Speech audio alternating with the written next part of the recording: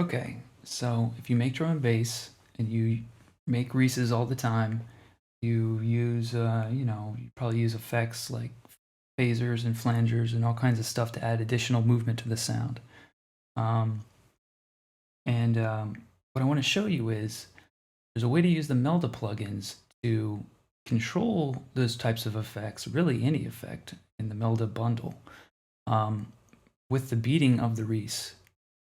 So you can like have your phaser like sync to each cycle of the beating of the Reese. So here, let's make a Reese real quick. I've already got a wave shaper and an EQ on this just so it's not as boring as it would be. Okay, let's make a Reese real quick.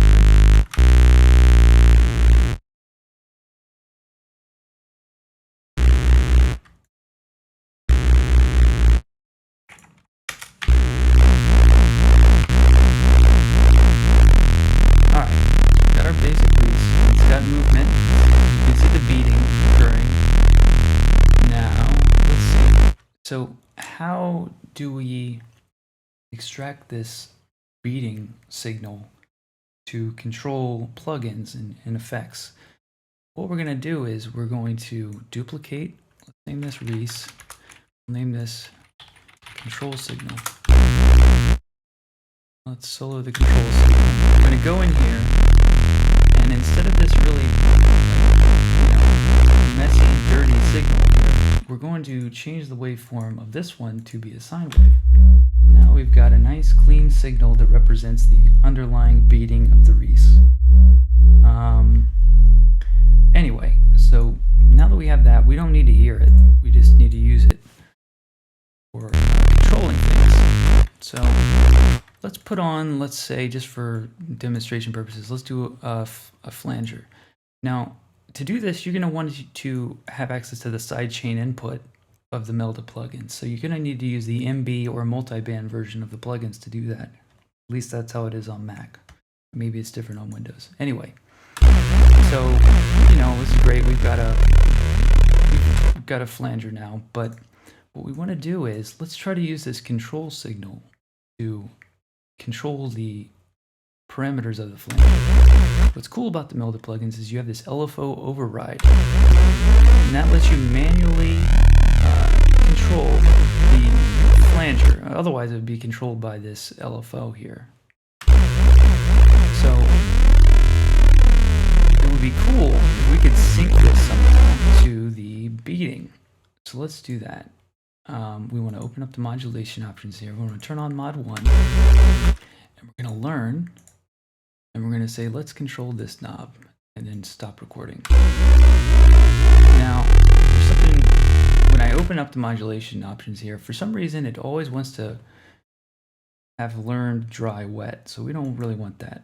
We just want to have our Lfo override.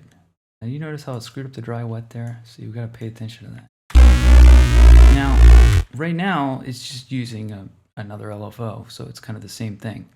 But what we can do is we can change it to follower, envelope follower. And we want to set our sidechain input to be our control signal. Now, we'll listen to that. So let's put a oscilloscope on the control signal so we can see. So it's hearing this through the sidechain input, and now that signal is turning that knob that we made. And here in the detector settings, we've got different parameters for adjusting how accurately and the timing of how it grabs this amplitude signal from our control beats. So anyway, what's cool about this is now we can change the range of the modulation.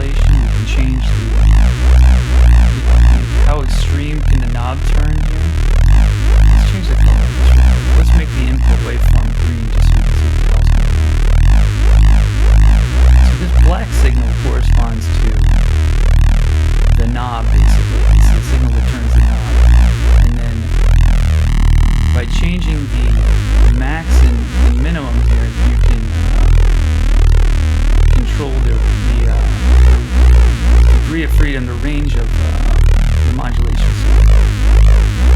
Now we've got a flanger that's controlled, that's synced to the beating of the Reese.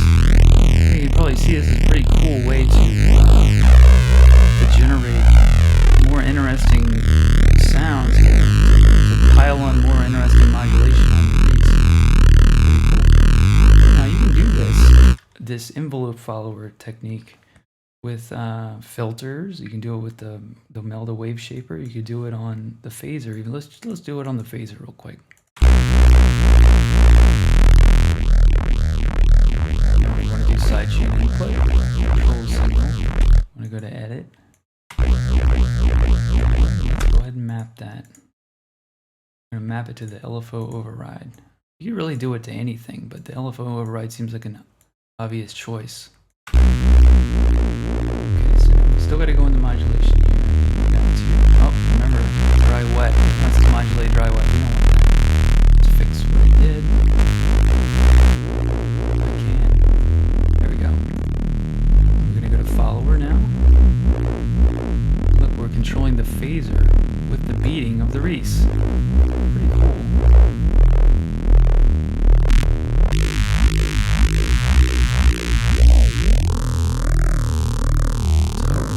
This is normally you'd have to do this kind of shit in the synth itself, but obviously you can play around with all this shit.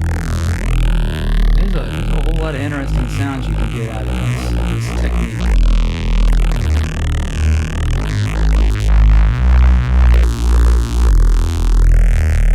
You can get the idea. I mean, I don't have to take it all the way for you. You can see where I'm going with this.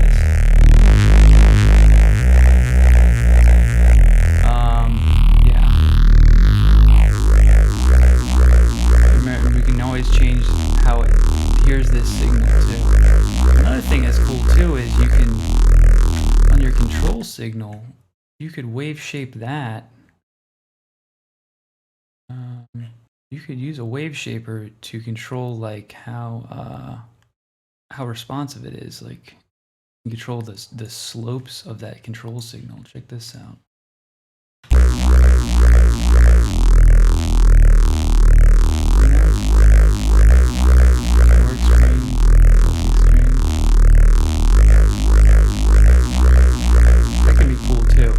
Already got it set up on a bunch of different modulations.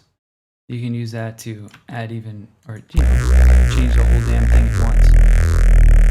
Anyway, yeah, this black line represents the knob, basically, the signal. So we kind of want it to turn to its extreme. It would be nice to have a fiddle around with this and try to dial in sweet spots. That's pretty cool.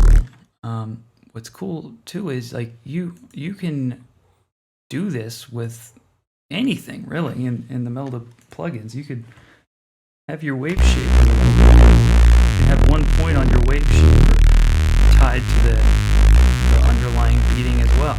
So you can probably see that this is a pretty powerful technique for adding interest to your Reeses. It's pretty cool. Maybe and try it on like comb filters and all kinds of shit. Notch filters. You could have notch filters that cycle with the Reese and all kinds of interesting stuff. Anyway, you get the idea. That's the basic idea. All right.